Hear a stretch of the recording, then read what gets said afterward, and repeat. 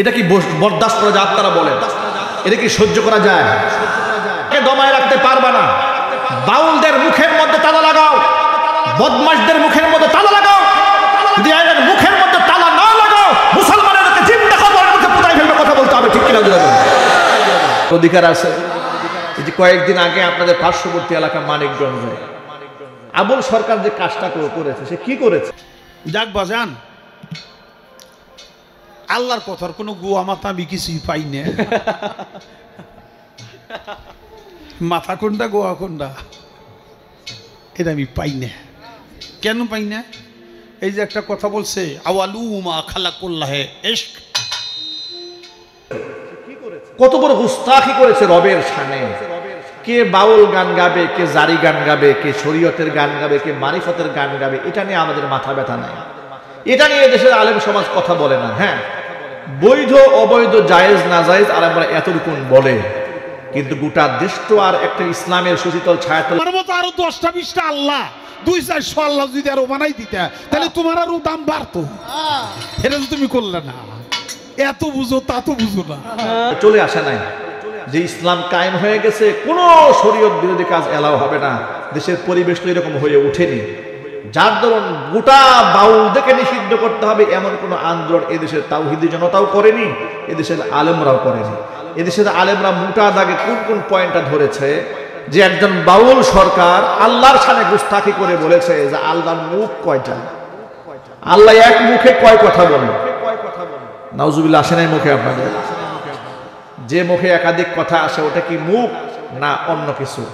এ কথা বলে সে নিতম্বের দিকে ইঙ্গিত করেছে। নাউজুবিল্লাহ, একটু জোরে পড়েন।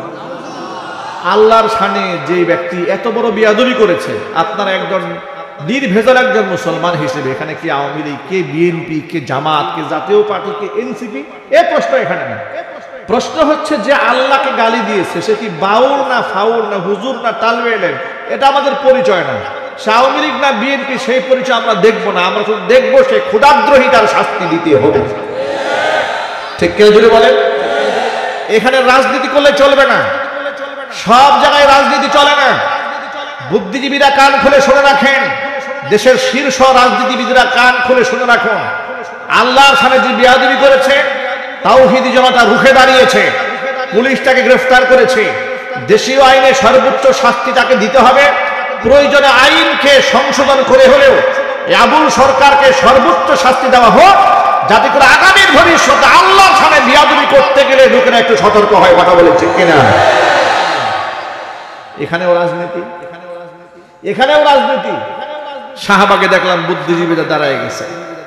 দেশের শীর্ষ কিছু রাজনীতিবিদরা এই আবুল সরকারের পক্ষে বক্তব্য দিয়ে বলছে যে বাউল গান হচ্ছে বাংলাদেশের সংস্কৃতির একটা অংশ, দীর্ঘদিন ধরে তারা ধরে রেখেছে। এখানে ভিন্ন মত পোষণ করার অবশ্যই অধিকার সকলের আছে, ভণ্ডামি করার কিন্তু সীমা আছে। ভিন্ন মতকে আমরা সম্মান করি, আমরা চাই, আমরা কখনোই কথা বলি না আমরা যা বলবো সব মানুষ আমার কথায় উঠবে, আমার কথায় বসবে। ভিন্ন মত অবশ্যই থাকবে, ভিন্ন মতকে আমরা শ্রদ্ধা করি, সম্মান করি। ভিন্ন মত আর আল্লাহকে গালি দেওয়া কি এক জিনিস? চিল্লায় বলতে হবে এক জিনিস।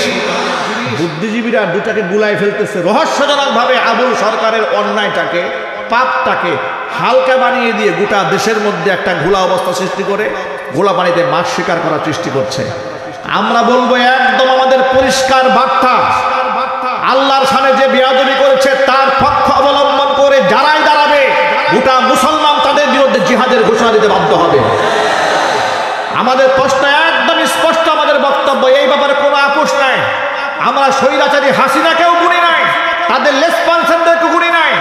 সুতরাং হাসিনা পতন পরবর্তী বাংলাদেশে কোনো ফেরাউন, নমরুদ, কারুন, সাদ্দাতের উত্তর থেকে গুনার কোনো টাইম নাই। আগামীর বাংলাদেশ, কোরআনের বাংলাদেশ বাড়িয়াই ছাড়বো। কথা বলতে হবে ঠিক কিনা?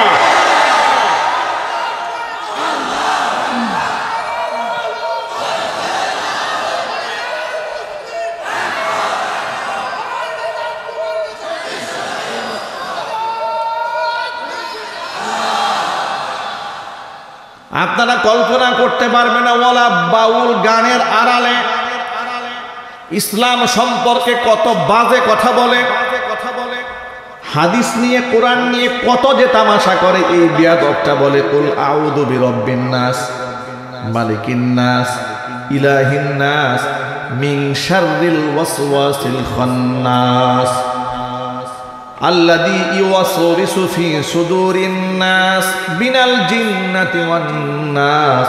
সকলেই বলেন আমিন। কত সুন্দর কথা। সূরাতুল ফালাক এবং সূরাতুন নাস নাজিল হয় কখন? আল্লাহর নবী সাল্লাল্লাহু আলাইহি সাল্লাম কি ইহুদিরা চক্রান্ত করে হুজুরের মাথার মধ্যে জাদু করেছিল। টানা 6 মাস আল্লাহর নবী নিদারুণ কষ্ট পেয়েছেন। হুজুরকে এই জাদু মন্ত্র থেকে পুনরুদ্ধার করার জন্য আল্লাহ তাআলা জিবরাইল মারফত 2টা সূরা নাজিল করেছেন। একটা হচ্ছে সূরাতুল ফালাক আর একটা হচ্ছে সূরাতুন নাস। অর্থটা একটু লক্ষ্য করে, কুল আউযু বিরাব্বিন নাস, আমি আশ্রয় প্রার্থনা করছি মানুষের রবের কাছে। তিনি কে? আল্লাহর নাম বলতে কষ্ট হচ্ছে আপনাদের? জোরে বলুন না, তিনি কে? মালিকিন নাস, যিনি মানুষের মালিক তিনি কে? ইলাহিন নাস, যিনি মানুষের মাবুদ তিনি কে? কোথা থেকে পানাহ চাচ্ছি? মিন শাররিল ওয়াসওয়াসিল খান্নাস, খান্নাসের ওয়াসওয়াসা থেকে এবং ওয়াসওয়াসার সে দুষ্টমি যে অকল্যাণ আছে সেখান থেকে আমি আল্লাহর কাছে পানাহ চাচ্ছি।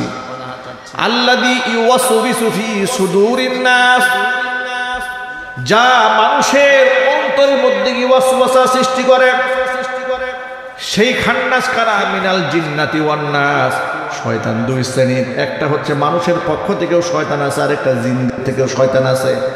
মানুষ শয়তান, জিন শয়তান, উভয় সন্তানের শয়তানের কাছ থেকে পানাহ চাই কার কাছে? আল্লাহ পাকের এই পবিত্র আয়াত নিয়ে গানের মঞ্চে দাঁড়িয়ে তামাশা করে বলে কুল আউযু বিরাব্বিন নাস মালিকিন নাস ইলাহিন নাস। আল্লাহ খালি নাসানাসি করতে বলছে কোরআনে। এত আস্তাগফিরুল্লাহ বললেন, এই কাজ কি শয়তানে করতে সাহস পায়? নাস শব্দের অর্থ হচ্ছে মানুষ। নাস শব্দের অর্থ কি? রব্বিন নাস, মানে মানুষের রব। আমরা মানুষের রব আল্লাহর কাছে পানাহ চাচ্ছি। আর আয়াত নিয়ে ব্যঙ্গ করে বিদ্রুপ করে বলে যে আল্লাহ তো কোরআন শরীফে কইছে নাসানাসি করতে। এটা কি বরদাস্ত করা যায়? আপনারা বলেন, এটা কি সহ্য করা যায়? আল্লাহর আয়াত নিয়ে তারা এরকম ব্যঙ্গ করে, তামাশা করে, বিদ্রুপ করে। আরেক ভণ্ড বিয়াদব বলল আদম আলাইহিস সালাতু ওয়াস সালাম 120 হাত লম্বা ছিলেন, তার লিঙ্গই ছিল 17 হাত লম্বা। এই ধরনের বক্তব্য, এরা কি বাউল না শয়তান? চিল্লাবাস, বাউল না শয়তান? বাউল গান গাও না কি করবা, এগুলা আমরা দেখতে চাই না। খবরদার, আল্লাহ, রসুল, কোরআন, সুন্নাহ, সাহাবা, আলেম ওলামা, ইসলামের আদর্শ নিয়ে তামাশা করবা, পিঠের চামড়া থাকবে না। একবারে স্পষ্ট বার্তা। ওই মব বলে আমাদেরকে দমায় রাখবা, মনে রেখো তাওহীদি জনকে দমায় রাখতে পারবা না। বাউলদের মুখের মধ্যে তালা লাগাও, বদমাশদের মুখের মধ্যে তালা লাগাও। যদি এদের মুখের মধ্যে তালা না লাগাও, মুসলমানদেরকে জিন্দা খবরের মুখে পুরাই ফেলবে। কথা বলতে হবে, ঠিক কিনা? গোটা দেশের মধ্যে একটা নাপাক সংস্কৃতি চালু করার চেষ্টা চালিয়ে যাচ্ছে। আপনারা সবাই কেমন আছেন? আলহামদুলিল্লাহ, বেশ ভালো আছে। অপরাধ ভাই, স্ট্যান্ড কি আর সামনে দেওয়া যায়? একটু সামনে, যে সামান্য একটু আগে দিলে হবে, বাস সামান্য, বাস বাস, চলো একটু ভলিউম দিয়ে রাখেন, চলবে।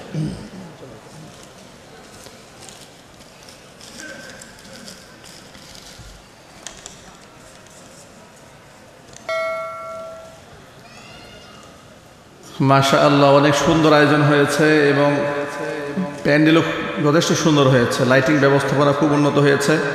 পিছনের ভাইরা দাঁড়িয়ে আছেন, যদি আপনারা বসে যান পরিবেশটা আরও সুন্দর লাগবে ইনশাআল্লাহ। যেহেতু আপনারা লম্বা সময় বয়ান শুনেছেন, সামনেও কিছু সময় আল্লাহ পাক যদি কবুল করেন শুনবেন ইনশাআল্লাহ। আমি অত্যন্ত বিনয়ের সাথে অনুরোধ জানাচ্ছি, আপনারা মেহেরবানি করে সকলেই 1 মিনিটের জন্য সোজা হয়ে একটু দাঁড়ান। লিল্লাহি তাকবীর। সবাই দাঁড়ান, একটু সোজা হয়ে দাঁড়ান। একটু অনেক লম্বা সময় বসে থাকলে একঘেয়েমি চলে আসে, ঠিক কিনা জন্য বলেন? একটু এনার্জি চলে আসার জন্য দাঁড় করে দিয়েছি, যাতে করে একটু একঘেয়েমিটা কেটে যায়। অনেকের চোখে ঘুম ঘুম দেখা যাচ্ছে, অনেকে হামি দিচ্ছে। মোটামুটি শীতের রাত তো মোটামুটি লম্বাই হয়েছে। লিল্লাহি তাকবীর। এতগুলো মানুষ মিলে এই আওয়াজ,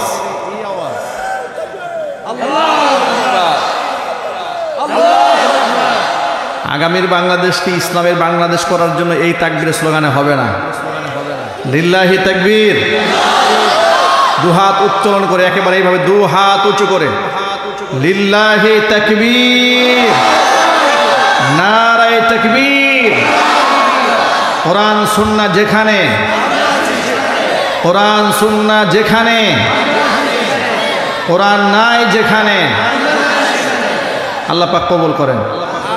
মহব্বতের সাথে জমে জমে বসে পড়েন, জমে জমে বসে যান, জমে জমে বসে পড়েন।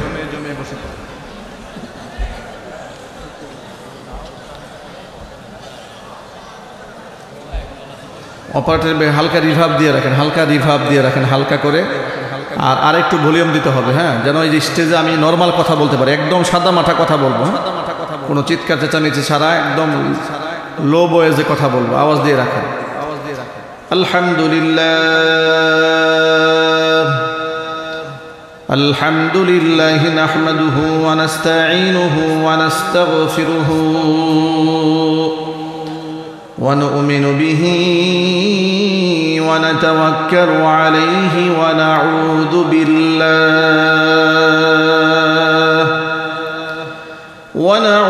বিল্লাহি মিন শুরুরি আনফুসিনা ওয়া মিন সাইয়্যাতি আ'মালিনা। من يهده الله فلا مضل له ومن يضلله فلا هادي له، ونشهد أن لا إله إلا الله وحده لا شريك له، ونشهد أن سيدنا ونبينا وحبيبنا وشفيعنا ومولانا محمدا عبده ورسوله الذي أرسله بالحق بشيرا ونذيرا وداعيا إلى الله بإذنه وسراجا منيرا. أما بعد فأعوذ بالله من الشيطان الرجيم. بسم الله الرحمن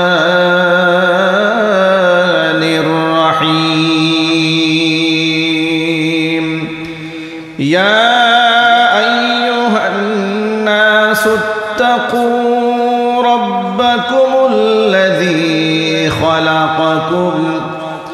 خلقكم من نفس واحدة وخلق منها زوجها وبث منهما رجالا كثيرا ونساء، واتقوا الله الذي تساءلون به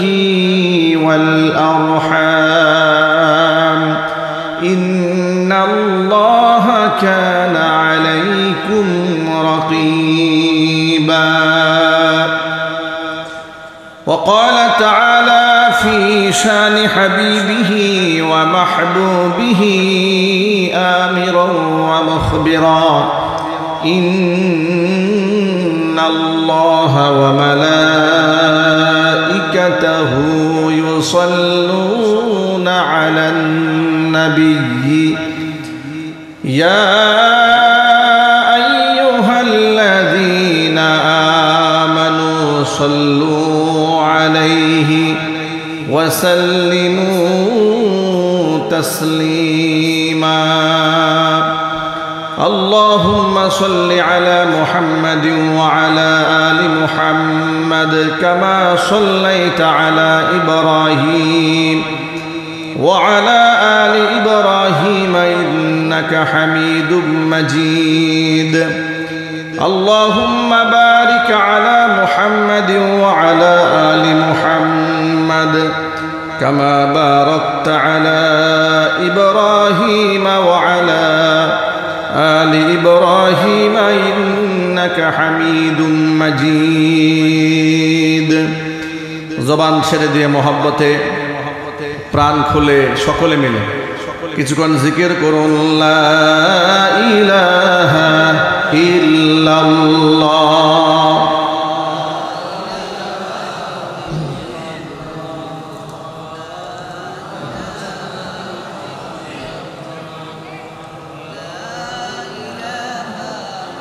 জবান ছেড়ে দিয়ে পড়েন লা ইলাহা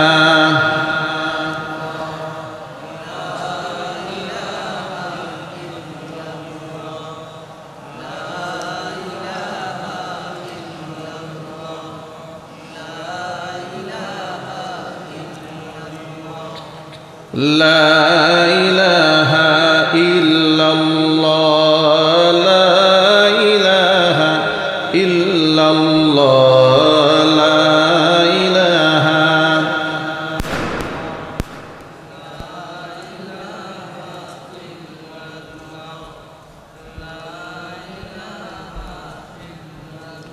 মোহাব্বতে পড়েন লা ইলাহা ইল্লাল্লাহ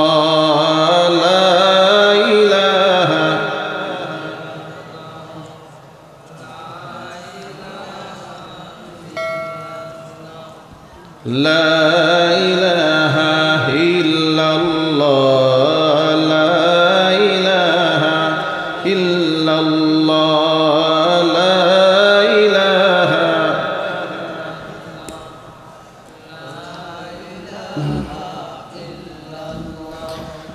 لا إله إلا الله মুহাম্মাদুর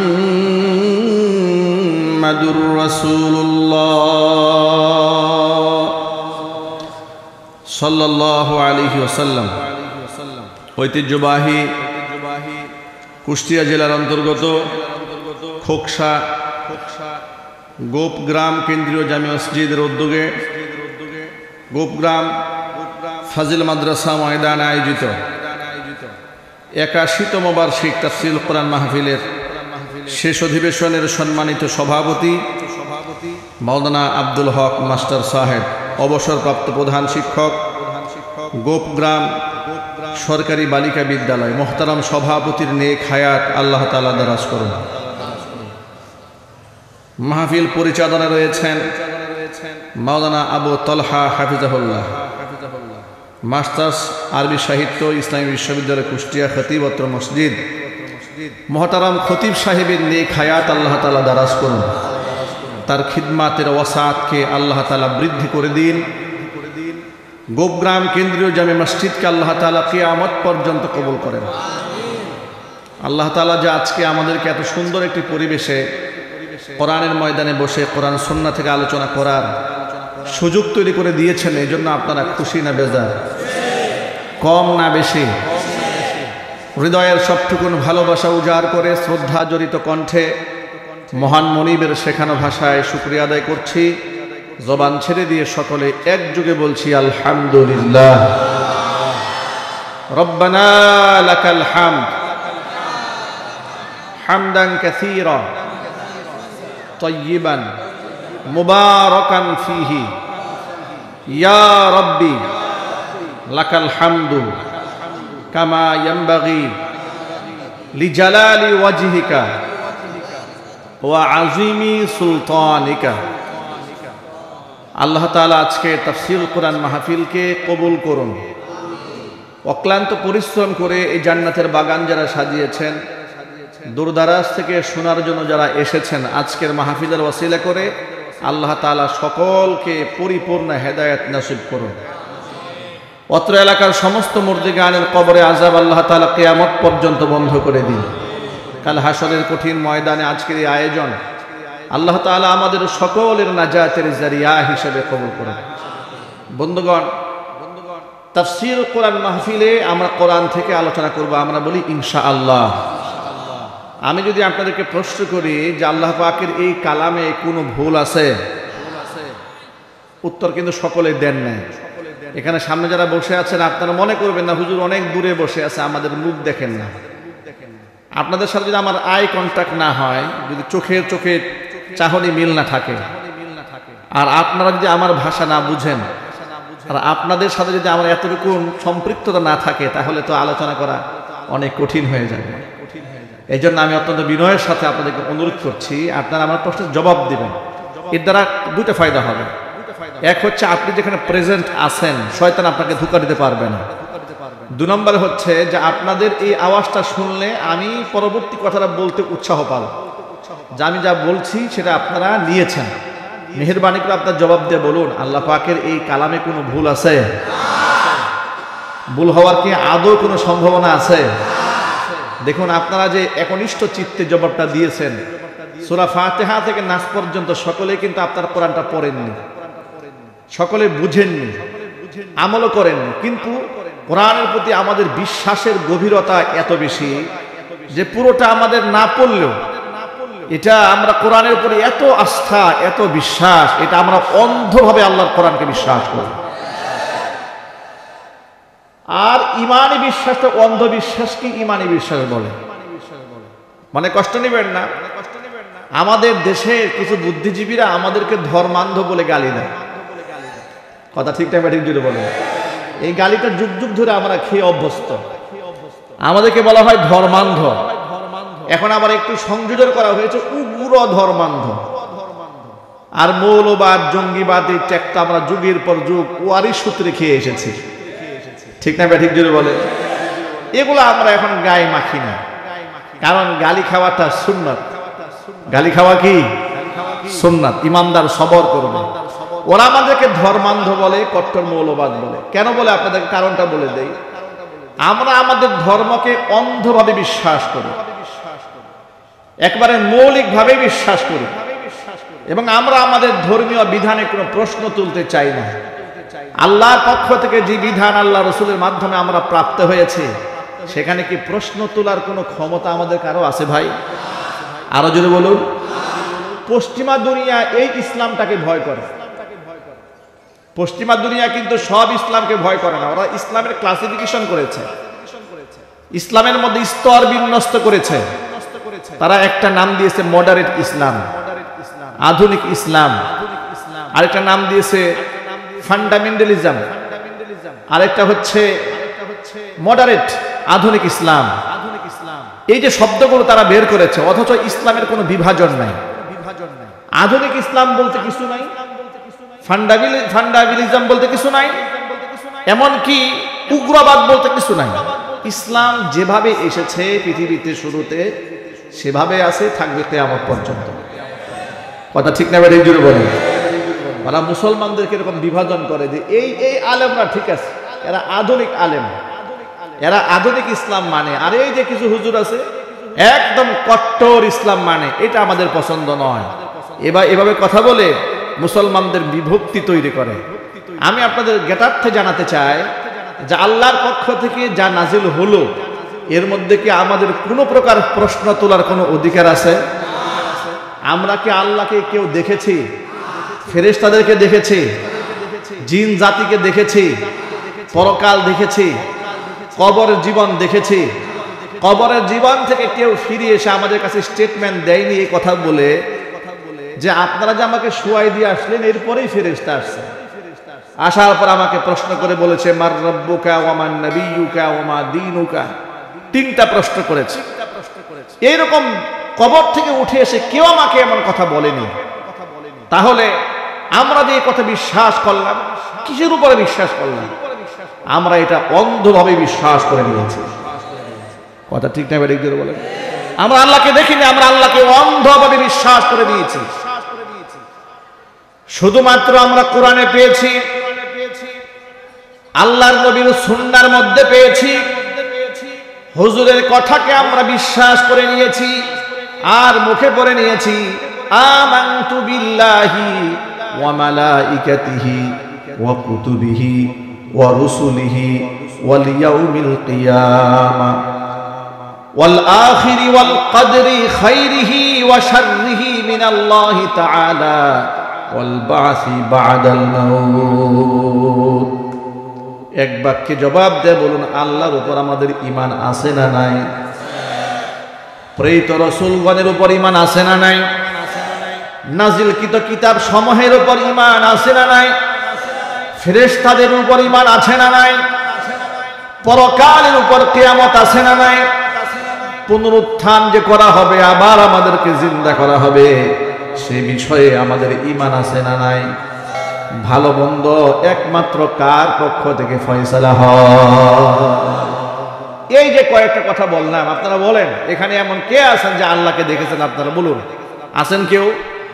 তাহলে আমরা আল্লাহকে কেউ দেখিনি, ফেরেশতাদের কেউ দেখিনি, পরকাল দেখিনি, আলামে বারজাখ দেখিনি, পুনরুত্থান দিবস দেখিনি। না দেখার পরেও ঈমান এতটা মজবুত হয়েছে। আমরা একজন সাহাবীদের কথাকে নকল করতে চাই, কারণ সাহাবায়ে কেরামের ঈমান হচ্ছে আমাদের ঈমানের নমুনা এবং মডেল। খুযাইমা ইবনে সাবিত রাদিয়াল্লাহু তাআলা আনহু একজন বিখ্যাত সাহাবী। ফিকহের কিতাবের মধ্যে ফুকাহায়ে কেরাম তার হাদিসের রেফারেন্স টেনেছেন, মুহাদ্দিসিনে কেরামরা তার হাদিসের রেফারেন্স টেনেছেন। তার কারণটা শোনায়। একদিন নবী করিম সাল্লাল্লাহু আলাইহি সাল্লামের সাথে একজন ইহুদির বাকবিতণ্ডা চলছে। ইহুদির সাথে হুজুরের কিছু লেনাদেনা হয়েছিল। ইহুদি বলেছে লেনাদেনা পরিশোধ হয়নি। মুহাম্মদ রাসূলুল্লাহ সাল্লাল্লাহু আলাইহি সাল্লাম বললেন লেনাদেনা পরিষ্কার হয়ে গেছে। ইহুদি বলেন হয় নাই, হুজুর বলেছেন হয়েছে। উভয়ের মধ্যে বাকবিতণ্ডা যখন চলছে, এক পর্যায়ে আল্লাহর হাবিব বিরক্ত হয়ে বললেন মাইয়াশহাদুলি, আমার পক্ষে কে সাক্ষ্য দেবে? এই কথা বলা মাত্র খুযাইমা ইবনে সাবিত শুনে ফেলেছেন। দৌড়ে এসে হুজুরের সামনে এসে বলছেন আনা আশহাদু লাকা ইয়া রাসূলুল্লাহ, হে আল্লাহর রাসূল, আমি আপনার পক্ষে সাক্ষী দেব ইহুদি টাকা আপনি ফিরিয়ে দিয়েছেন। আল্লাহর নবী অবাক বিস্ময়ে খুযাইমা ইবনে সাবিতকে জিজ্ঞেস করলেন, খুযাইমা, তুমি কি করে আমার পক্ষে সাক্ষী দেবে? ইহুদির সাথে যখন আমার লেনদেন হয়েছে তখন তুমি সেখানে প্রেজেন্ট ছিলে না, টাকা যখন পরিশোধ করেছি তখনও ছিলে না, কি করে আমার পক্ষে তুমি সাক্ষী দেবে? খুযাইমা ইবনে সাবিত রাদিয়াল্লাহু তাআলা আনহু বলছেন, ও আল্লাহর নবী, শত সহস্র দেবদেবীর সামনে সিজদা দিতাম, পূজা করতাম। আপনি বলেছেন এগুলো আমাদের মাবুদ নয়, আমাদের মাবুদ একমাত্র আল্লাহ রাব্বুল আলামিন।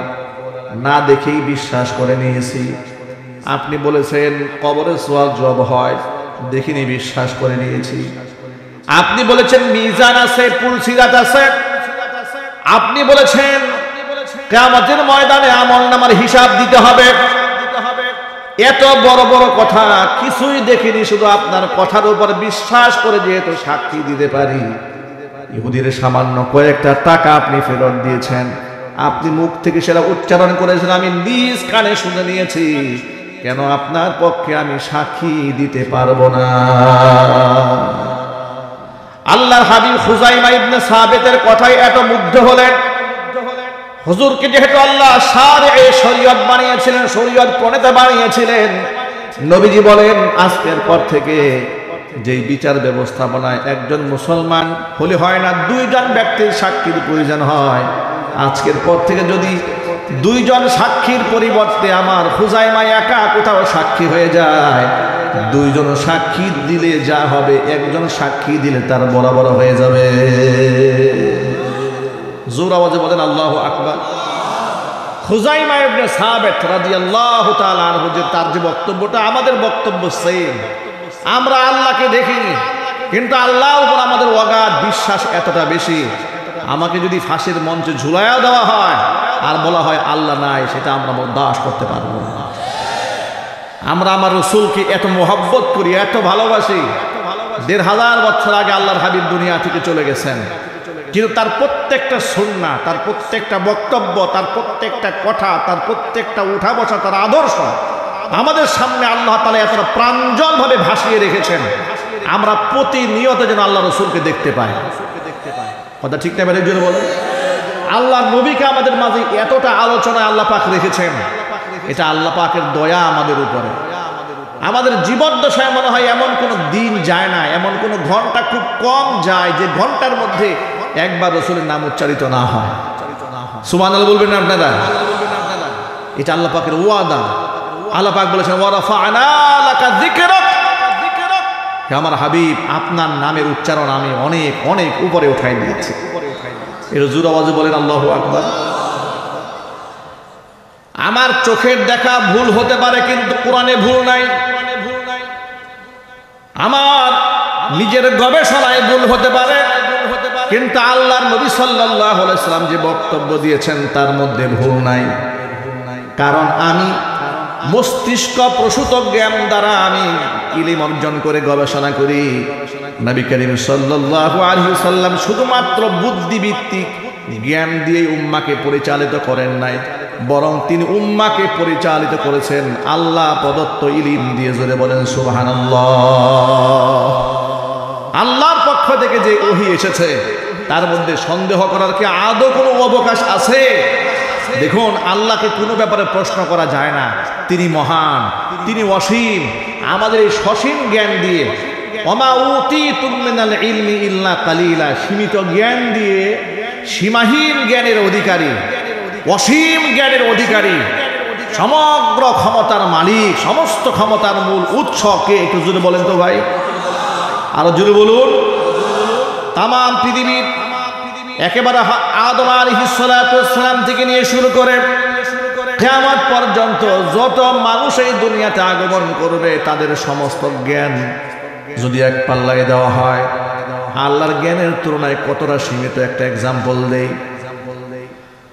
আল্লাহর জ্ঞানের তুলনায় মানুষের জ্ঞানের তুলনা কেমন হয়? নবী মূসা কালিমুল্লাহকে তার এক উম্মত প্রশ্ন করেছিল, আল্লাহর জ্ঞানের তুলনায় মানুষের জ্ঞানের তুলনা কতটুকুন হবে? মানুষ আল্লাহর জ্ঞান থেকে কতটুকুন নিতে পেরেছে?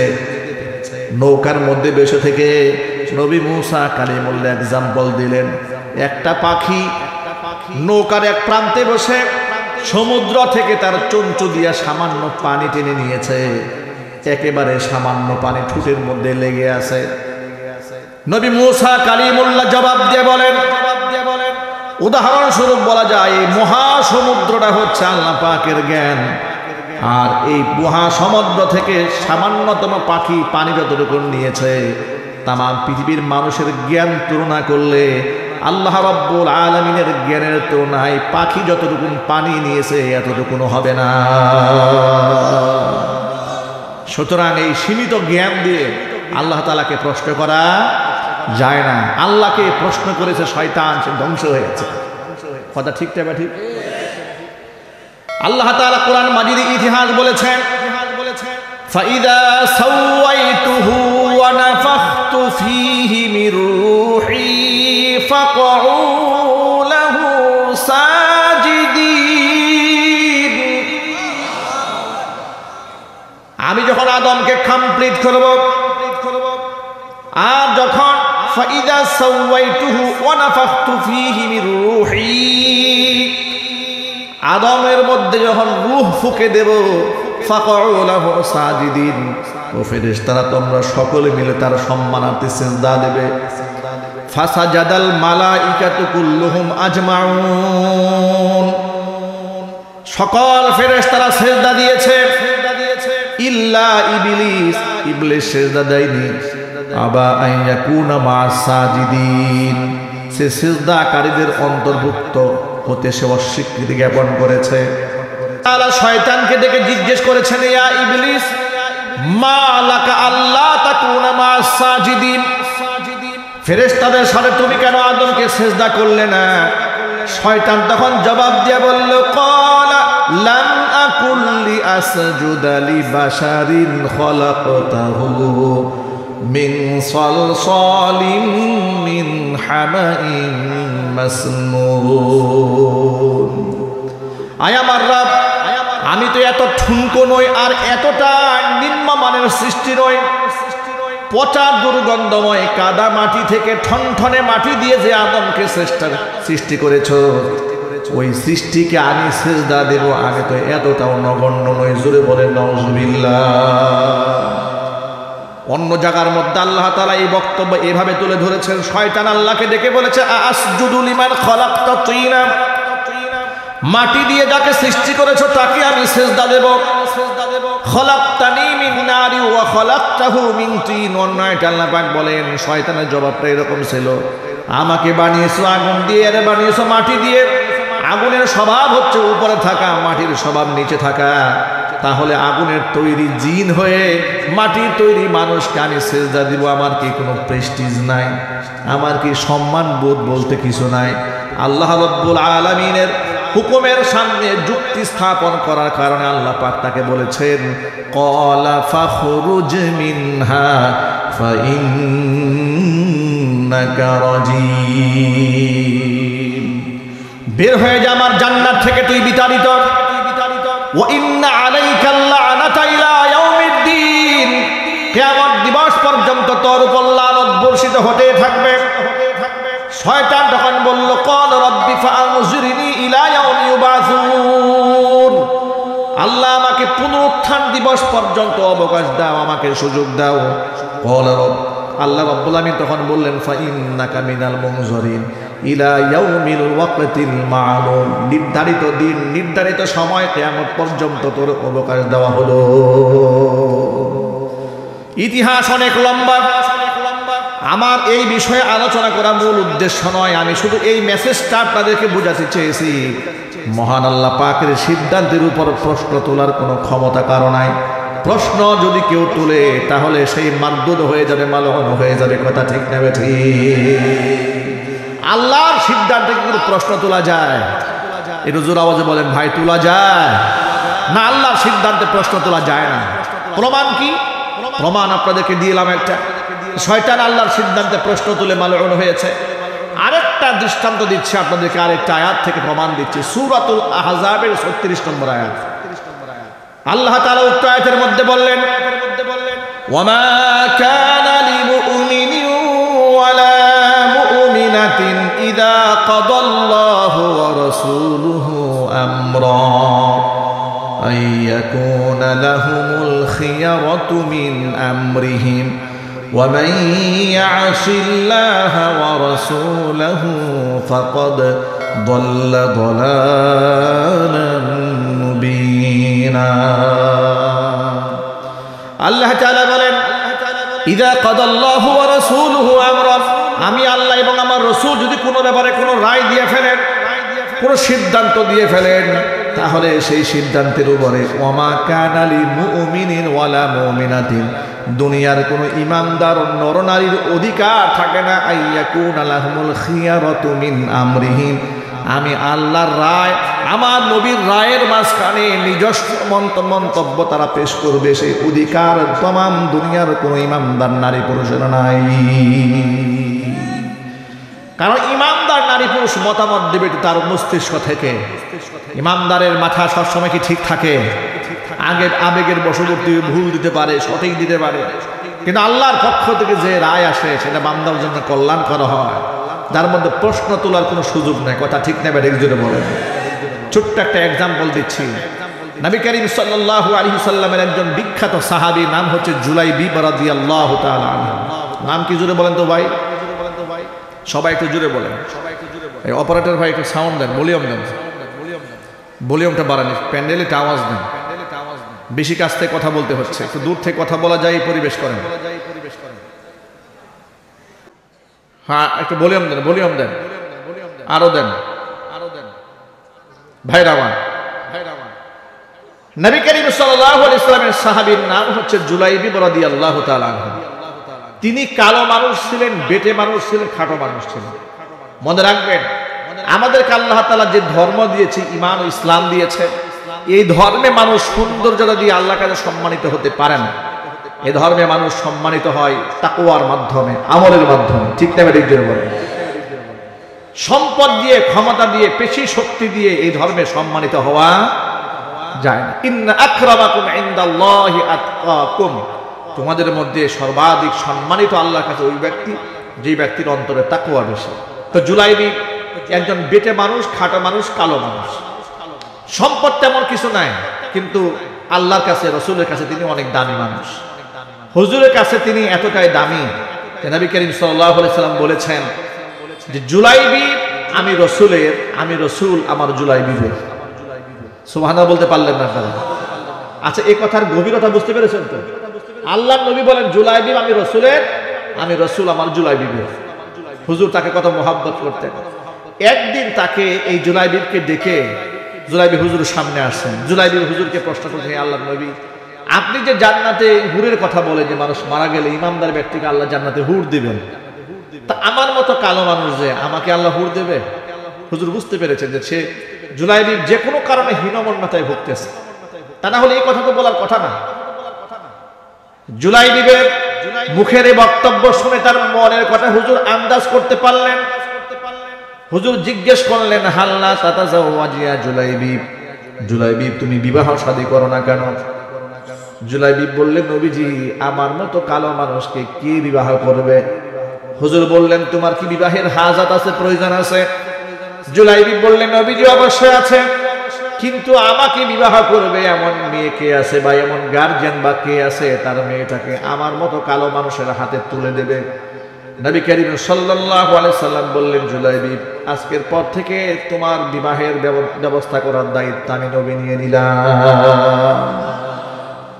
এবার আল্লাহর নবী জুলাইবিবের জন্য পাত্রী তালাশ করা শুরু করলেন। কি সৌভাগ্যের কথা! আল্লাহু আকবার বলবেন না ভাই? আমাদের দেশের আমাদের পাত্র যদি কেউ দেখে যে আমাদের জন্য পাত্রী দেখতেছে, চেয়ারম্যান সাহেব খুব সম্মানিত বোধ করে, চেয়ারম্যান সাহেব আমার জন্য পাত্রী সিলেক্ট করেছেন, ঠিক কিনা বলেন? মেম্বার সাহেব করেছেন, এমপি সাহেব করেছেন। এভাবে ব্যক্তি যারা সম্মানিত হন তার জন্য কোনো সম্বন্ধ যিনি নিয়ে আসেন তিনিও সম্মানিত হন। জুলাইবিবের পক্ষ থেকে আল্লাহর নবী পাত্রী তালাশ করা শুরু করলেন। চতুর্দিকে তথ্য তালাশ করে শুনতে পেলেন আনসারী একজন সাহাবী আছে, তার খুব ঘনিষ্ঠ হুজুরের, তার ঘরে সুন্দরী একটি মেয়ে আছে যাকে গোটা মদিনার সবচেয়ে সুন্দরী মেয়ে হিসেবে গণ্য করা হয়। নবী করিম সাল্লাল্লাহু আলাইহি ওয়াসাল্লাম আনসারী সাহাবীকে ডাকলেন, ও সাহাবী, তোমার ঘরে কি বিবাহের উপযুক্ত মেয়ে আছে? ব্যক্তি বলেন, অবশ্যই আছে। হুজুর বলেন, বিবাহ দেবে? বলে, অবশ্যই দেব।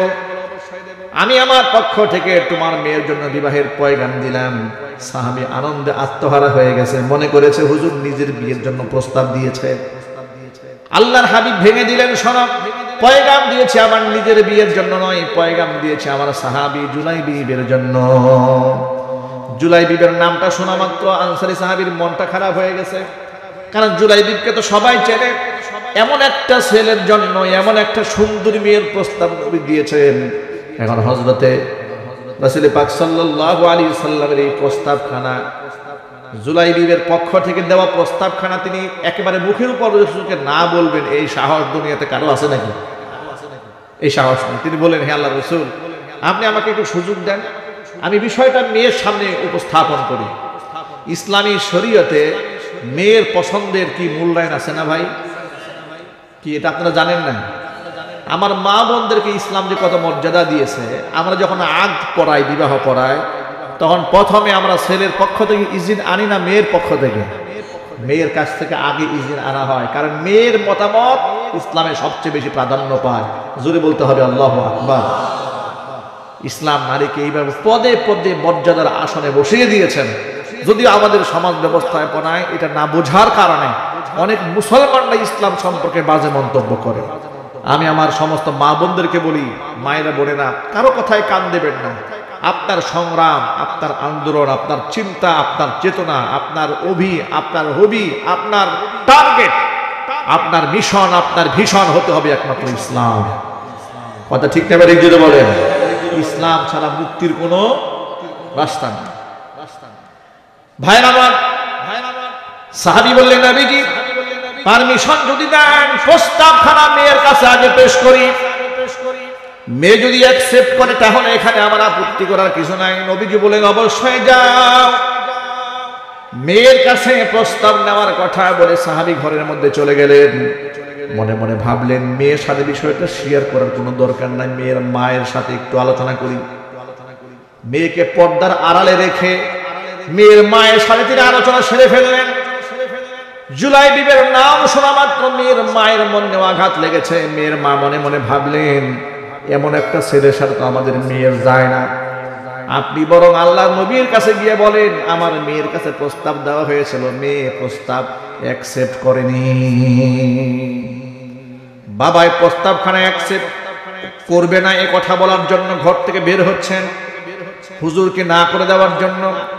ঘর থেকে যখন বাবা বের হতে উদ্যত হয়েছেন, পেছন দিক থেকে মেয়ে ডাক দিয়েছেন, আব্বা যান দাঁড়ান, কোথায় যান? বলে হুজুরের কাছে যাই। কেন যান? আপনারা এতক্ষণ পর্যন্ত যে আলোচনা করেছেন আমি পর্দার আড়াল দাঁড়িয়ে সব শুনে নিয়েছি। কার প্রস্তাব আপনি প্রত্যাখ্যান করেন? আল্লাহর নবী আমার জন্য পাত্র সিলেক্ট করেছেন, হুজুর মতামত দিয়েছেন, সেই জায়গায় তো আমার ব্যক্তিগত মতামতের কোনো অধিকার নাই। আপনি কি কোরআন শরীফের সূরা আহজাবের 36 নম্বর আয়াতখানা তেলাওয়াত করেন নাই? পড়েননি? এবার মেয়ে তার বাবাকে স্মরণ করিয়ে দিচ্ছে। আল্লাহ তাআলা আয়াতের মধ্যে বলে দিয়েছেন, ওয়ামা কানা লিমুমিনিন ওয়ালা মুমিনাতিন ইযা কাদাল্লাহু ওয়া রাসূলুহু আমরা। আল্লাহ এবং তার রাসূল যখন কোনো ব্যাপারে মতামত দিয়ে ফেলে, সেই ক্ষেত্রে দুনিয়ার কোন নারী পুরুষের ব্যক্তিগত মতামত দেওয়ার কোনো অধিকার থাকে না। বরং আপনি আল্লাহ রাসূলের কাছে গিয়ে বলবেন, আপনি যে প্রস্তাব আমার মেয়ের জন্য দিয়েছেন, আমার মেয়ে হাসি মুখে আপনার দেওয়া প্রস্তাব মেনে নিয়েছে। জোরে বলেন সুবহানাল্লাহ। ইসলামটাকে আল্লাহর নবীর উপর নাজিলকৃত, আল্লাহর নবী সাল্লাল্লাহু আলাইহি সাল্লামের উপর নাজিলকৃত প্রত্যেকটা বিধানের উপর সাহাবায়ে কেরামের আত্মবিশ্বাসটা ছিল এরকম নিরঙ্কুশ, নির্ভেজাল, যেখানে কোনো সাহাবী জীবনে কোনো প্রশ্ন তোলেননি। চিৎকার দিয়ে বলতে হবে আল্লাহু আকবার। এখন আপনারা বলেন, সেই কোরআনের উপরে আমাদের প্রশ্ন তোলার কোনো অধিকার আছে? আরো যদি বলেন অধিকার আছে? এই যে কয়েকদিন আগে আপনাদের পার্শ্ববর্তী এলাকা মানিকগঞ্জে আবুল সরকার যে কাজটা করেছে, সে কি করেছে? কত বড় গুস্তাখি করেছে রবের শানে। কে বাউল গান গাবে, কে জারি গান গাবে, কে শরীয়তের গান গাবে, কে মারিফতের গান গাবে, এটা নিয়ে আমাদের মাথা ব্যথা নাই। এটা নিয়ে দেশের আলেম সমাজ কথা বলে না। হ্যাঁ, বৈধ অবৈধ, জায়েজ না জায়েজ আলেমরা এতটুকু বলে, কিন্তু গোটা দেশ তো আর একটা ইসলামের সুশীতল ছায়াতলে চলে আসে নাই। যে ইসলাম কায়েম হয়ে গেছে, কোনো শরীয়ত বিরোধী কাজ এলাও হবে না। দেশের পরিবেশ তো এরকম হয়ে ওঠেনি। যার ধরুন গোটা বাউলদেরকে নিষিদ্ধ করতে হবে এমন কোনো আন্দোলন এদেশের তাওহীদি জনতাও করেনি, এদেশের আলেমরাও করেনি। এদেশের আলেমরা মোটা দাগে কোন কোন পয়েন্টটা ধরেছে, যে একজন বাউল সরকার আল্লাহর সামনে গুস্তাখি করে বলেছে যে আল্লাহর মুখ কয়টা, আল্লাহ এক মুখে কয় কথা বলেন। নাউজুবিল্লাহ, আসে নাই মুখে আপনাদের? যে মুখে একাধিক কথা আসে ওটা কি মুখ না অন্য কিছু? এ কথা বলে সে নিতম্বের দিকে ইঙ্গিত করেছে। নাউজুবিল্লাহ, একটু জোরে পড়েন।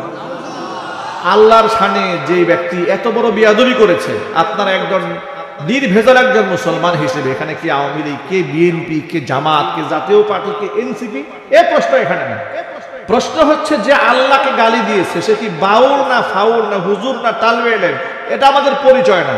সে আওয়ামী লীগ না বিএনপি, সেই পরিচয় আমরা দেখবো না। আমরা শুধু দেখবো সে ক্ষুধাদ্রোহী, তার শাস্তি দিতে হবে। ঠিক কেউ যদি বলেন? এখানে রাজনীতি করলে চলবে না, সব জায়গায় রাজনীতি চলে না।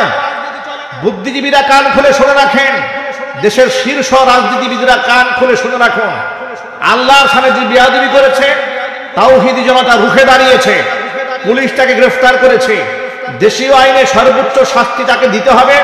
প্রয়োজনে আইনকে সংশোধন করে হলেও আবুল সরকারকে সর্বোচ্চ শাস্তি দেওয়া হোক, যাতে করে আগামীর ভবিষ্যতে আল্লাহর সামনে বিয়াদবি করতে গেলে লোকেরা একটু সতর্ক হয়। কথা বলে ঠিক কিনা?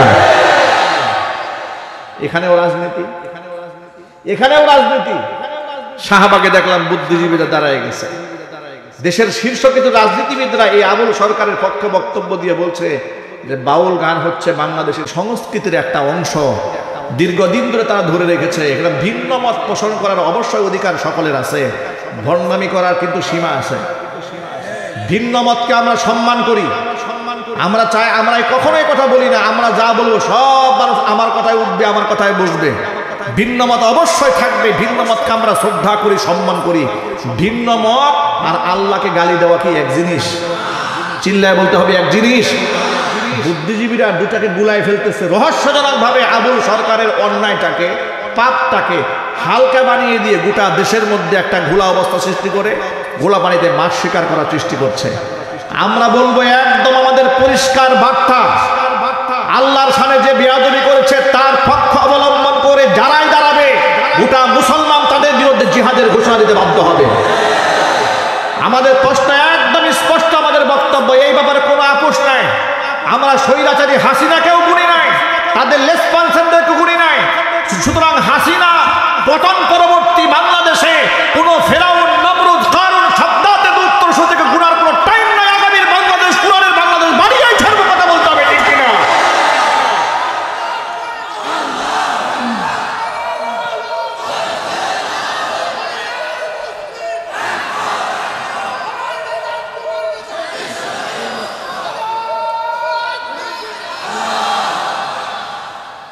আপনারা কল্পনা করতে পারবেন না ওলা বাউল গানের আড়ালে ইসলাম সম্পর্কে কত বাজে কথা বলে, হাদিস নিয়ে কোরআন নিয়ে কত যে তামাশা করে। এই বিয়াদবটা বলে কুল আউযু বিরাব্বিন নাস মালিকিন নাস ইলাহিন নাস মিন শাররিল ওয়াসওয়াসিল খান্নাস আল্লাযী ইউওয়াসওয়িসু ফি সুদুরিন নাস বিনাল জিন্নাতি ওয়ান নাস।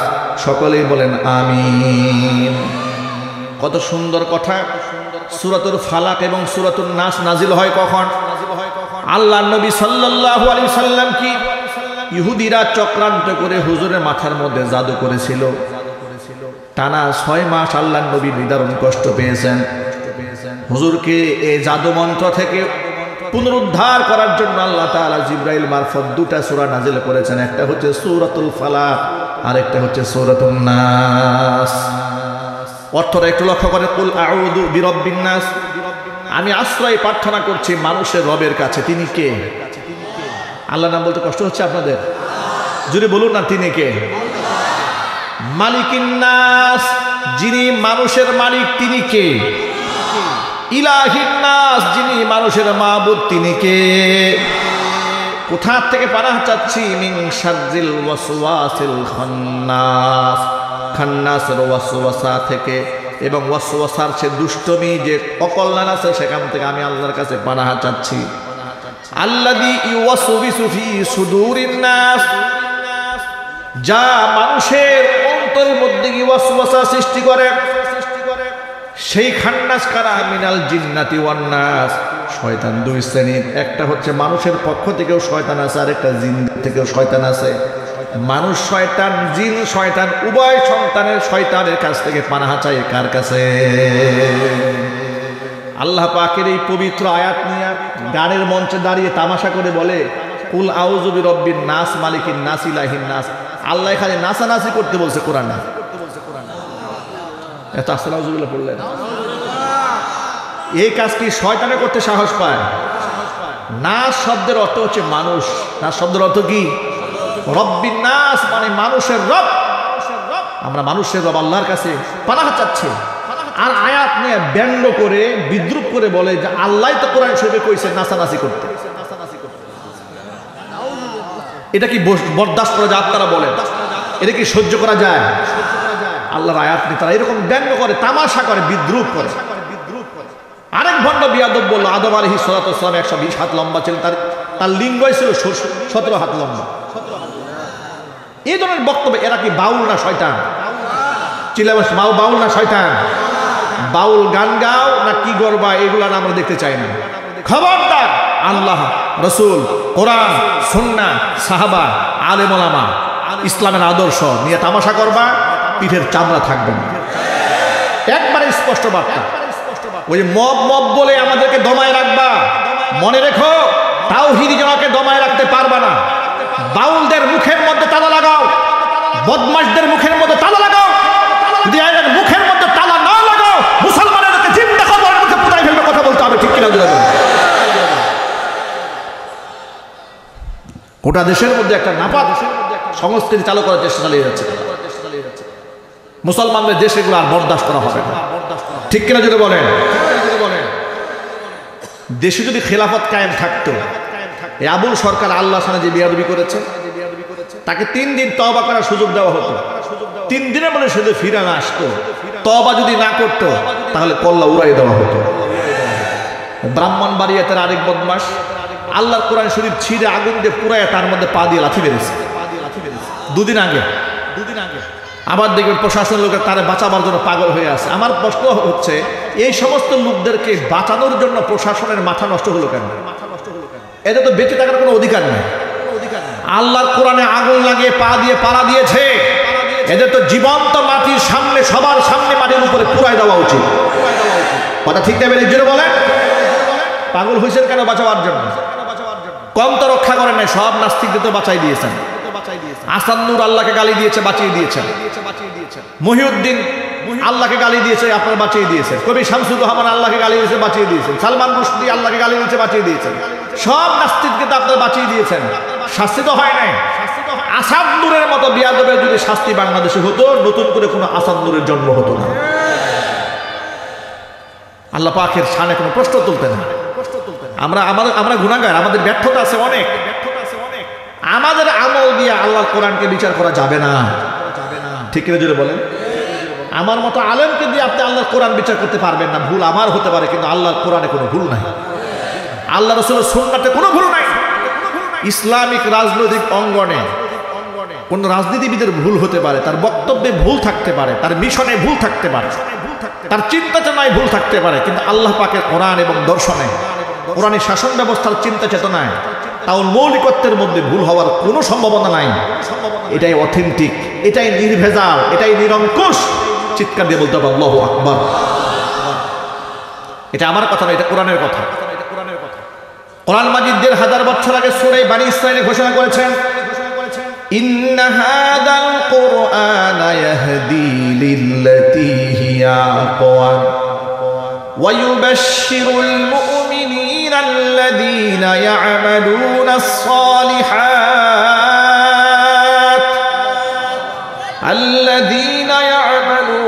সালিহাত আন্না লাহুম আজরান কাবীরা। জোরে বলেন আল্লাহু আকবার।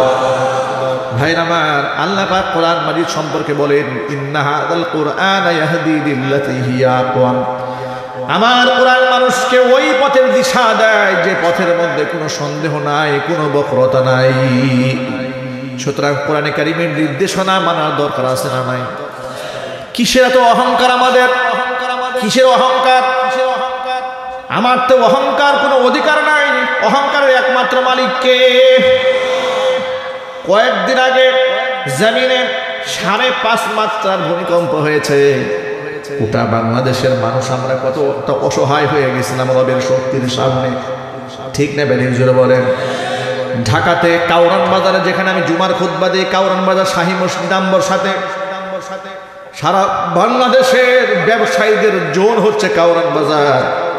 বড় বড় ব্যবসায়ীরা সেখানে অবস্থান করেন, ক্যাশের মধ্যে লক্ষ লক্ষ টাকা রেখে সব দৌড়ে মার্কেটসের বাহিরে চলে আসছে।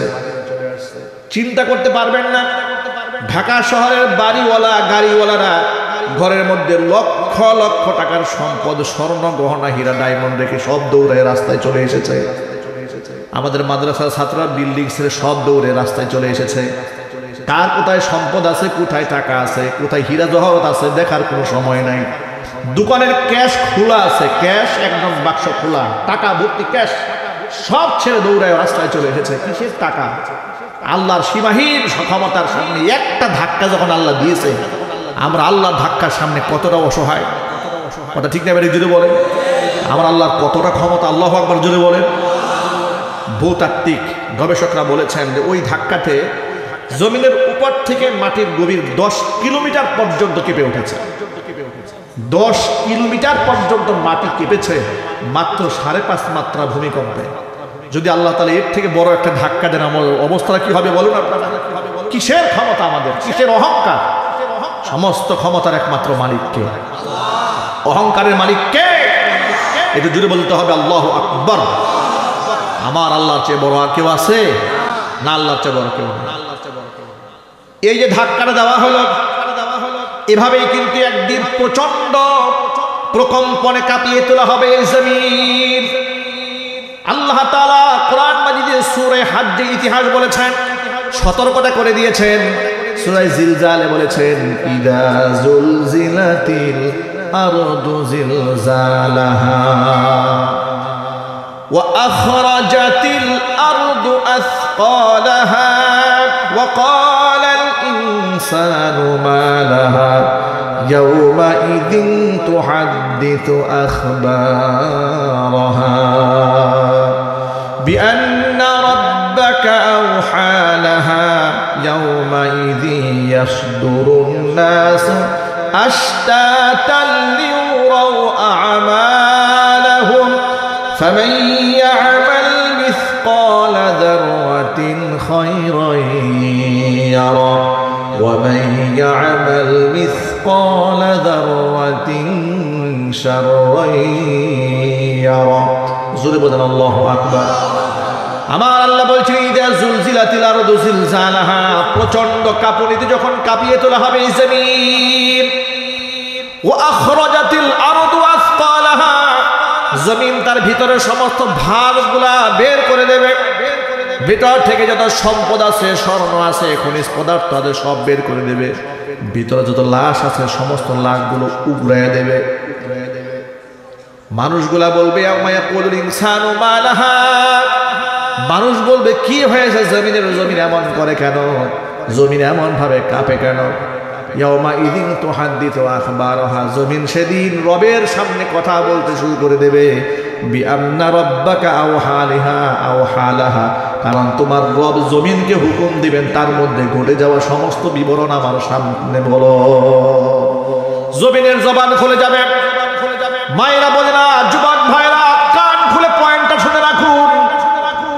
যত জায়গার মধ্যে আপনি সঙ্গোপনে গুনাহ করেন না কেন, মনে মনে ভাবেন কেউ দেখবে না, মনে মনে ভাবেন পৃথিবীতে কেউ জানে না, কিন্তু যে জমিনের মধ্যে দাঁড়িয়ে আপনি গুনাহ করছেন, এই জমিনের জবান খুলে যাবে। ইয়াউমা ইদিন তুহাদ্দিসু আখবারাহা, তার মধ্যে ঘটে যাওয়া সমস্ত ঘটনা রবের সামনে জমিন বলে দেবে। এবার আপনারা বলেন, জমিন যদি সাক্ষী দেওয়া শুরু করে দেয়, পালিয়ে যাওয়ার কোনো উপায় আছে? কেন কেন জমিন সাক্ষী দিবে? বিআন্না রাব্বাকা আওহালাহা, কারণ তোমার রব জমিনকে হুকুম করবে বলার জন্য। আল্লাহ জমিনকে হুকুম দেবেন কথা বলার জন্য। ইয়াউমাইদি ইয়াসদুরুন নাসু আশতাতাল লিউরাউ আমালাহুম, মানুষ বিভিন্ন দলে ভাগ হয়ে কিয়ামতের ময়দানে উঠে দাঁড়াবে। তাদের আমলনামা মানুষ দেখতে পাবে। ফামাইয়া আমাল মিন খায়রান ইয়ারা, একেবারে জাররা ক্ষুদ্র থেকে অতি ক্ষুদ্র মাত্রায় ভালো আমল যদি বান্দা করে, সেটাও বান্দা দেখতে পারবে। যদি বলেন সুবহানাল্লাহ।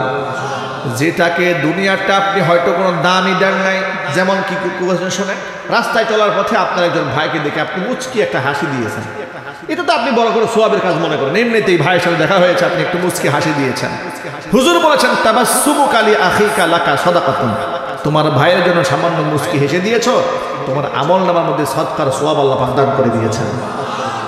আপনি এটাকেও নষ্ট হয়ে যাবে সেটা আপনি পাবেন না, এটাও হাসরের ময়দানে আপনার সামনে তুলে ধরা হবে।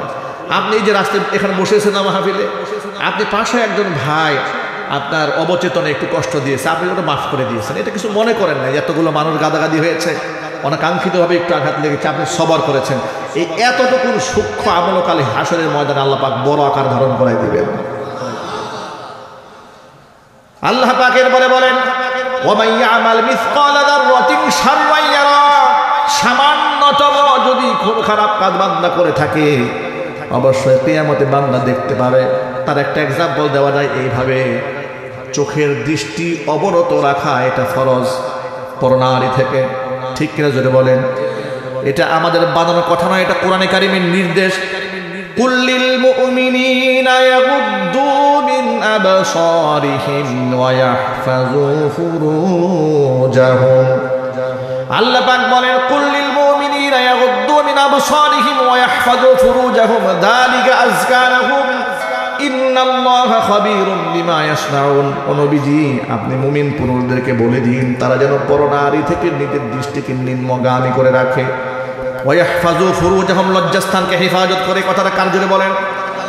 আল্লাহ পাক অন্য একটা আয়াতের মধ্যে বলেছেন ইয়ালামু খাইনাতাল আয়ুন, মানুষের চোখের খেয়ানত সম্পর্কে আমি আল্লাহ জানি। একটু সুবহানাল্লাহ বাড়ি গিয়ে বলবেন নাকি? একটু ভাবেন তো ভাই, আপনি চলার পথে চোখকে বাঁকা করে কালো সানগ্লাস পরে অন্যদিকে কিছু একটা দেখে ফেলছি। আমার আল্লাহ তাআলা কোরআন শরীফে এই কথা তুলে ধরে বলছেন যে ইয়ালামু খাইনাতাল আয়ুন, চোখের খেয়ানত এটা আমি আল্লাহ জানি। তুমি যে কোন দিকে তাকিয়েছিলে সেই খবর পৃথিবীর কেউ না জানলেও কে জানেন জোরে বলুন? আল্লাহ পাক জানেন যে আল্লাহ আমার চোখের সামান্য এই পুতুলিটা একটু নড়লে খবর পান, তার কাছ থেকে ফাঁকি দেওয়ার কোনো রাস্তা আছে না? ফাঁকি দেওয়ার কোনো রাস্তা নাই। কোরআন মাজিদে আল্লাহ তাআলা সেই বিভীষিকাময় দিনের কথা স্মরণ করিয়ে দিয়ে সূরা হজ্জের শুরুতে আল্লাহ বলছেন ইয়া আইয়ুহান নাসুত্তাকু রাব্বাকুম ইন্না যালজালাতাস সাআতি শাইউন আযীম।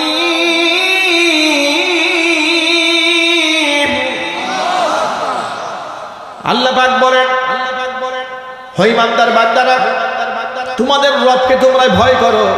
ইন্না জালজালাতাস সাআতি শাইউন আযীম, কিয়ামতের দিনের প্রকম্পনটা কিন্তু ভয়ঙ্কর প্রকম্পন।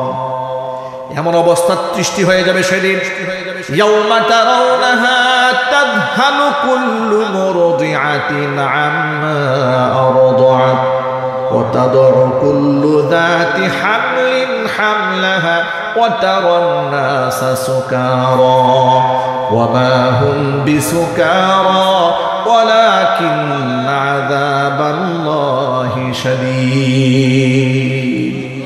ও নবীজি, সেই কিয়ামতের বিভীষিকাময় অবস্থা যখন শুরু হয়ে যাবে, এত বিভৎস চিত্র হবে সেদিন, এত ভয়ঙ্কর হবে, মানুষ সেদিন দেখতে পারবে এমন একটা ভয়ঙ্কর দৃশ্য। ইয়াউমা তারাউনাহা, যদি আপনি সেই দৃশ্য আপনি দেখেন, কি দেখবেন শোনেন। তাযহালু কুল্লু মুরদিআতিন আম্মা আরদাআত, মা তার সন্তানকে দুগ্ধ পান করছে, দুগ্ধপোষ্য তার শিশুকে, মা তার সন্তানের কথা ভুলে যাবে। আপনি কল্পনা করেন তো ভাই, যে মা তার বাচ্চাকে দুধ পান করায়, পৃথিবী সব ভুলে গেলেও মা সন্তানকে ভুলে না। কথা ঠিক না? ঠিক জোরে বলেন। এত আবেগের জায়গা এটা। মায়ের সাথে তার দুগ্ধ পাই সন্তানের, পোষ্য সন্তানের এত মহব্বত হয় যে সে মা পৃথিবীর সব ভুলে গেলেও মা তার সন্তানকে ভুলে না। পৃথিবীর ইতিহাস সাক্ষী, বিভিন্ন জায়গায় ভূমিকম্প হয়েছে, ভূমিধস হয়েছে, অনেক জায়গাতে বাড়িতে আগুন লেগেছে, ঘূর্ণিঝড় হয়েছে। এরকম দৃশ্য আমাদের চোখের সামনে দেখেছি। লঞ্চ ডুবে গেছে, বাবা তার সন্তান তার মেয়েটাকে বুকের সাথে আগলায় ধরে রেখেছে, বাঁচাবার চেষ্টা করেছে। মা, বাবা এবং মেয়ে উভয়ের মৃতদেহ ভেসে উঠেছে। এমন অবস্থায় ভেসে উঠেছে যে মেয়েকে বাবা বুকের সাথে আগলায় ধরে রেখেছে। আল্লাহু আকবার বলেন। মানে জীবনের শেষ মুহূর্তে এসেও বাবা তার সন্তানকে ছাড়ে নাই। এমন মায়েদের দৃশ্য তো অহরহ। মায়েরা সন্তানের জন্য জীবনকে বাজি রাখতে পারে, কিন্তু কিয়ামতের সেই দিনের ভয়াবহতা এতটাই মারাত্মক হবে যে মা তার দুধের সন্তানকে পর্যন্ত ভুলে যাবে। চিন্তা করা যায় এটা? দুধের সন্তানের কথা মানুষ মায়ের মনে থাকবে না। আরো ভয়ঙ্কর কথা আরেকটু পরে আয়াত আল্লাহ পাক বলছেন, ওয়া তাদউ কুল্লু যাতি হামলিন হামলাহা, ভয়ঙ্কর চিত্র দেখে মায়ের গর্ভে যে বাচ্চা ছিল সেই বাচ্চা গর্ভ থেকে বের হয়ে যাবে। এমন ভয়ঙ্কর হয়ে যাবে, নবীজি সাল্লাল্লাহু আলাইহি সাল্লামকে আল্লাহ পাক বলছেন, ওয়া তারান নাসা সুকারা, মানুষের অবস্থা দেখে আপনার মনে হবে এরা সব মাতাল হয়ে গেছে। ওয়া মা হুম বিসুকারা, আসলে এরা মাতাল নয়, এরা কেউ মাতাল নয়, নেশাগ্রস্ত নয়। ওয়াশাদিক আচরণ করছে কেন? ওয়ালাকিন্না আযাবাল্লাহি শাদীদ, আল্লাহর শাস্তি বড় মারাত্মক কঠিন। ভাইরা আমার, সূরা জুমারের মধ্যে আল্লাহ পাক ইতিহাস বলেছেন যে সেদিন আসলে ঘটনাটা কি ঘটবে। পৃথিবীতে একজন ফেরেশতাকে সৃষ্টি করা হয়েছে, নাম তার ইসরাফিল আলাইহিস সালাতু ওয়াস সালাম। সিংহা মানে বাঁশি, এটাকে তার সৃষ্টিগত, তার জন্মের পর থেকে, তার সৃষ্টির পর থেকে তার মুখের মধ্যে লাগিয়ে দেওয়া হয়েছে। কোরআন বলছে, ওয়া নুফিখা ফিস সূর, সিংহায় যখন ফুঁক দেওয়া হবে, ফাসাইকা মান ফিস সামাওয়াতি ওয়া মান ফিল আরদি ইল্লা মান শাআল্লাহ, পৃথিবীতে এবং আসমানে এবং জমিনে আল্লাহ পাক যাকে চান, শুধু এদেরকে বাদ দেওয়ার সমস্ত মানুষ আর সৃষ্টিগুলো সেদিন বেহুশ হয়ে যাবে। দুইটা ফুৎকার আসবে। কয়টা ফুৎকার জোরে বলেন তো ভাই?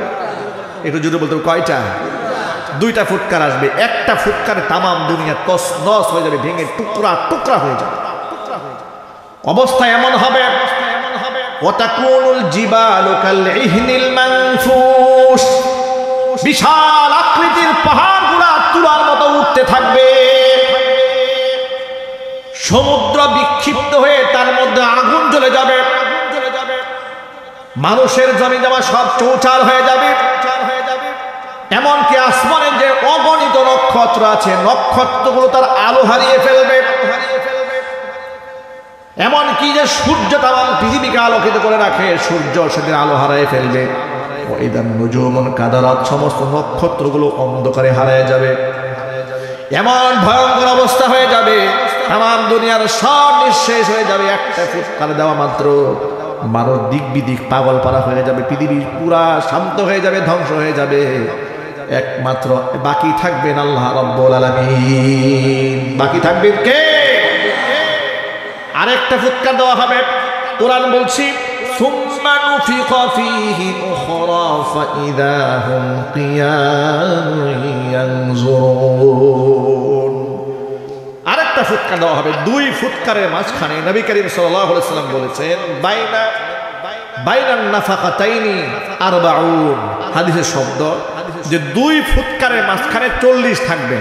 এটা কি 40 দিন নাকি 40 মাস না 40 বছর, এটা হাদিসে উল্লেখ, স্পষ্ট উল্লেখ নাই, শুধু লেখা আছে আরবাউন। সেটা যাই হোক না কেন, সেটা 40 দিন হতে পারে, 40 মাস হতে পারে, 40 বছর হতে পারে। এরপরে ফাইদা হুম কিয়ামুন ইয়ানজুরুন, পরবর্তী ফুৎকার যখন দেওয়া হবে জমিন থেকে মানুষগুলো পিঁপড়ার মতো বের হয়ে আসবে, হাসরের ময়দানে এক জায়গায় জমা হয়ে যাবে।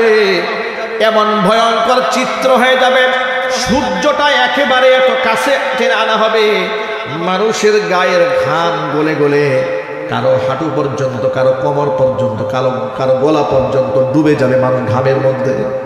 হাহাকার, চিৎকার, আর্তনাদ, মানুষগুলো দৌড়িয়ে হযরত আদম আলাইহিস সালাতু ওয়াস সালামের কাছে যাবে। আব্বা জান, আপনি আমাদের পিতা হন, একটু আল্লাহর কাছে সুপারিশ করুন, আল্লাহ পাক যেন একটা ফয়সালা আমাদের মাঝে করে দেন।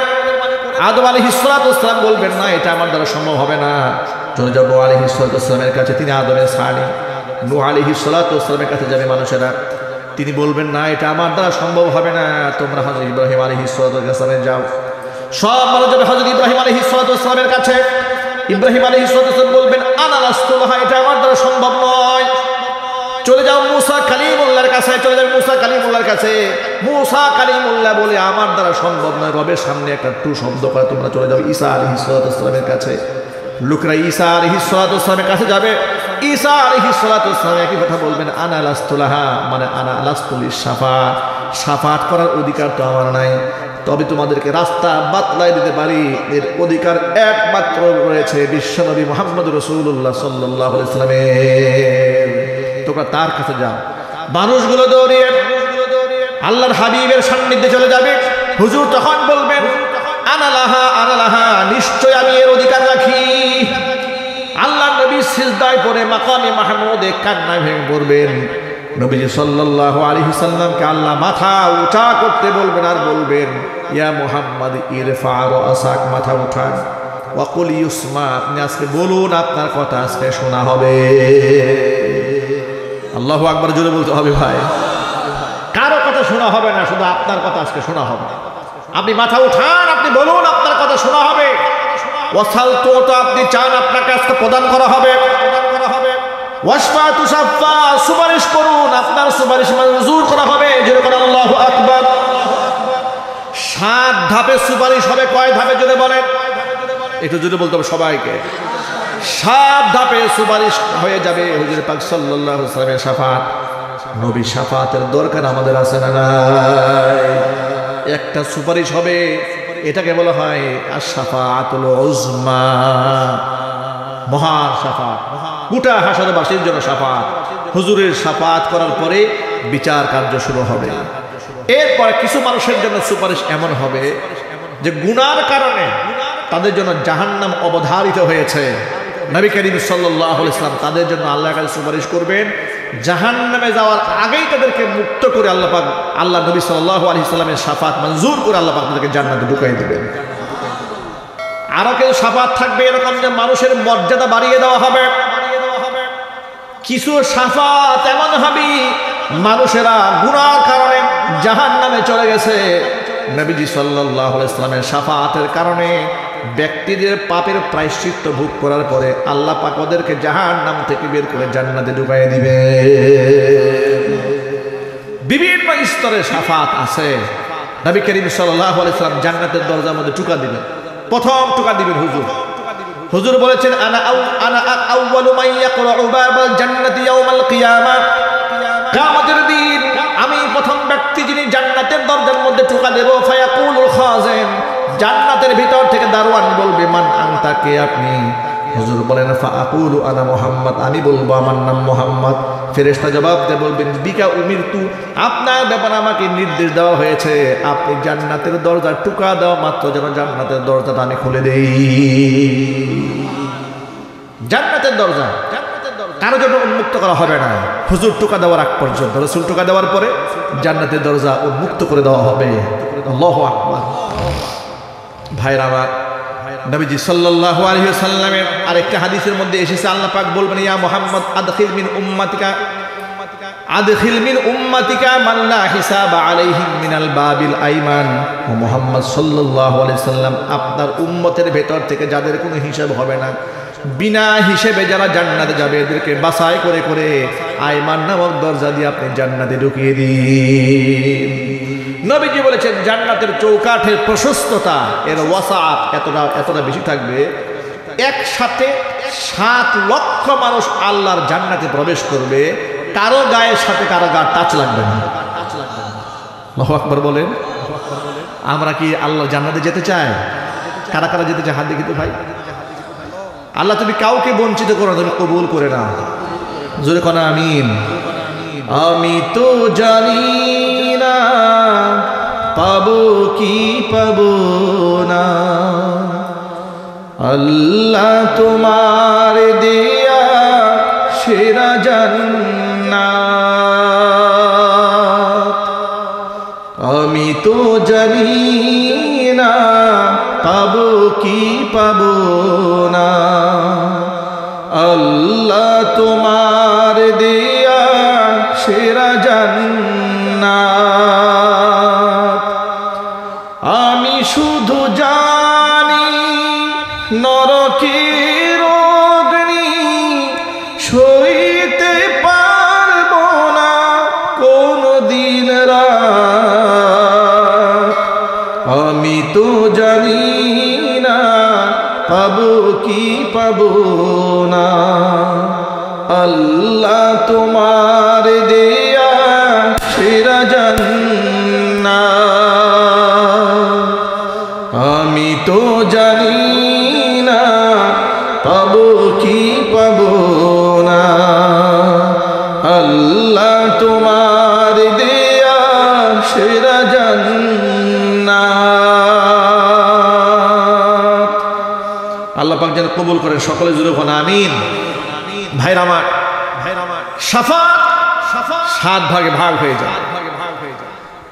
আল্লাহ নবী সাল্লাল্লাহু আলাইহি সাল্লাম শাফাতের ব্যাপারে বলেছেন, কিয়ামতের ময়দানে আল্লাহর অনুমতি ছাড়া তো আল্লাহর সামনে কেউ কথা বলতে পারবে না।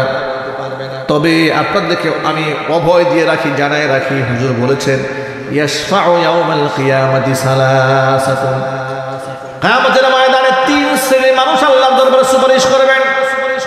1 নম্বর সুপারিশকারী হচ্ছে আল আম্বিয়া, নবীগণ ইয়াউমাল কিয়ামাতে সুপারিশ করবেন। 2 নম্বর সুম্মাল আম্বিয়া, নবীগণের পরে উলামারা আল্লাহর দরবারে মানুষের জন্য সুপারিশ করবেন। জোরে কোন সুবহানাল্লাহ। 3 নম্বর হচ্ছে সুম্মা শুহাদা, শহীদরা আল্লাহর দরবারে সুপারিশ করবেন। 1 নম্বর নবীগণ সুপারিশ করবেন, নবীদের পরে আল্লাহ তাআলা আলেমদের মর্যাদা বাড়িয়ে দেবেন, আলেমরা আল্লাহর দরবারে সুপারিশ করবেন। আমরা নবীদেরকে সরাসরি পাইনি, কিন্তু নবীদের ওয়ারিস আলেমদেরকে পেয়েছি। আলেমদের সাথে আমাদের সুসম্পর্ক রাখার দরকার আছে না নাই? জুড়ে বলেন। আজকে সমাজের কিছু ভাইয়েরা আলেমদের সাথে বিদ্বেষ রাখেন, আলেমদেরকে মৌলবাদ বলে গালি দেন, জঙ্গিবাদ বলে তাদেরকে অপমান করার চেষ্টা করেন। এরকম লোক সমাজ আছে না ভাই? আল্লাহর কাছে হেদায়েত কামনা করে, আল্লাহ হেদায়েত দান করুন। এটা জুড়ে বলতে হবে আল্লাহুম্মা আমিন। দেখুন, আলেমরা আমাদেরকে গালমন্দ করে পৃথিবীতে কেউ সম্মানিত হয়েছে এমন ইতিহাস আছে না? নাই। যুগ যুগ ধরে আলেমদের পেছনে যারাই লেগেছে অপমানিত হয়েছে, লাঞ্ছিত হয়েছে, এমনকি তাদের মৃত্যুর পরে তাদের জানাজার নামাজটা ভালো করে হয়নি। তারা আলেমদের সাথে বিয়াদবি করেছে, ঠিক কিনা জোরে বলেন? আলেমদের সাথে গুস্তাখি করেছে। কারণ আবু দারদা রাদিয়াল্লাহু তাআলা আনহুর একটা হাদিস আছে, عن أبي الدرداء رضي الله تعالى عنه أنه قال, আবু দারদা রাদিয়াল্লাহু তাআলা আনহু বলেছেন, কুন আলিমান, নিজে আলেম হও, আও মুতাআল্লিমান, আলেম হতে না পারলে আলেমের ছাত্র হও, অথবা 3 নাম্বার আও মুস্তামিআন, আলেমের কথা গভীর মনোযোগ সহকারে শোনো, 4 নাম্বার আও মুহিব্বান, আলেমদেরকে দিল থেকে ভালোবাসো, ওয়ালা তাকুনিল খামিস, 5 নাম্বার হইও না ফাতাহলিক, তাহলে তুমি ধ্বংস হয়ে যাবে। মানে খবরদার তুমি আলেম বিদ্বেষী হইও না, তাহলে তুমি ধ্বংস হয়ে যাবে। এবার আপনারা বলেন হাদিসের কথায় কি ভুল হতে পারে? ইতিহাস সাক্ষী, আলেমদের বিরুদ্ধাচরণ করেছে যারা, লাঞ্ছিত অপমানিত হয়েছে তারা। আলেমরা হয়তো সাময়িক একটু কষ্ট পেয়েছে, সাময়িক কষ্ট আলেমরা পেতেই পারে। ইমামদারদের জীবনে মুসিবত আসবে, এটা আল্লাহ পাকের ওয়াদা কোরআনে। আল্লাহ পাক বলেছেন আহাসিবান নাসু আইয়ুতরাকু আইয়াকুলু আমান্না ওয়া হুম লা ইফতানুন। একটা লোক খালি বলবে আমি ঈমান এনেছি আর আমি তাকে ছেড়ে দেব, এরকম তো হবে না। ওয়ালাকাদ ফাতান্নাল্লাযীনা মিন ক্বাবলিহিম ফালায়া'লামান্নাল্লাহুল্লাযীনা সাদাকু ওয়া লায়া'লামান্নাল কাযিবিন। অথচ এদের পূর্বে যারা দুনিয়াতে এসেছিল তাদেরকে আমি পরীক্ষা নিয়েছি, এদের কাছ থেকেও পরীক্ষা নেব। কেন আল্লাহ পাক পরীক্ষা নেন? আল্লাহ পাক বলেন ইমানের দাবিতে কে সত্যবাদী আর কে মিথ্যাবাদী, এটা আমি একটু যাচাই করে নিতে চাই। আল্লাহ পাক দেখতে চান ইমানের দাবিতে আসলে কে সত্যবাদী আর কে মিথ্যাবাদী। বন্ধুগণ এক বাক্যে জবাব দিয়ে বলেন সবাই কি ইমানের দাবিতে সত্যবাদী? না, ইমানের দাবিতে সকলে সত্যবাদী নয়। আল্লাহ পাক যেন ইমানের দাবিতে আমাদেরকে সত্যবাদী হওয়ার তৌফিক দান করেন। সকলে জুড়ে কোন আমিন। যদি আমরা ইমানের দাবিতে সত্যবাদী হতে চাই, আমরা যে মুসলমান এটা আমাদের বড় পরিচয়। আর এই পরিচয়ের আইডেন্টিটি এর জাতি সত্তা বহন করে নামাজের মাধ্যমে। ঠিক না ঠিক জোরে বলে। সেই নামাজ নিয়ে আমাদের সমাজে অবহেলা আছে না ভাই? আমরা আর অবহেলিত সমাজে নামাজ নিয়ে থাকতে চাই না, আমরা নামাজ নিয়ে একটা সমাজ ব্যবস্থা প্রতিষ্ঠা করতে চাই। ইনশাআল্লাহ বলেন। সমাজের নামাজ প্রতিষ্ঠিত হোক, এটা আপনারা চান, মনে প্রাণে চান। যে সমাজে নামাজ থাকবে সে সমাজে দুর্নীতি থাকবে না। ঠিক না ঠিক যদি বলেন। সেই সমাজে ঘুষ চলবে না, চাঁদাবাজি চলবে না, টেন্ডারবাজি চলবে না, যেখানে নামাজি সমাজ ব্যবস্থা কায়েম হয়ে যাবে। যাকাত ভিত্তিক অর্থ ব্যবস্থা চালু হয়ে গেলে চুরি চামারি করার দরকার নাই, হাইজ্যাক করার কোনো প্রয়োজন নাই, ছিনতাই করার কোনো দরকার নাই। যেগুলা চুরি করে, চামারি করে, ডাকাতি বদমাশি করে, খোঁজখবর নিয়ে দেবে ভালো বাড়িতে একটা ঘরও নাই তার। ঠিক না যদি বলেন। দারিদ্রতার কষাঘাতে পড়ে পদভ্রষ্ট হয়ে গেছে। কেউ করে মাস্তানি, কেউ পকেট মারে, কেউ নেশাগ্রস্ত হয়, কেউ অন্যের চামচামি করে, কেউ অমুকে লাঠিয়াল বাহিনী হয়েছে, বিপর্যস্ত তার জিন্দেগি।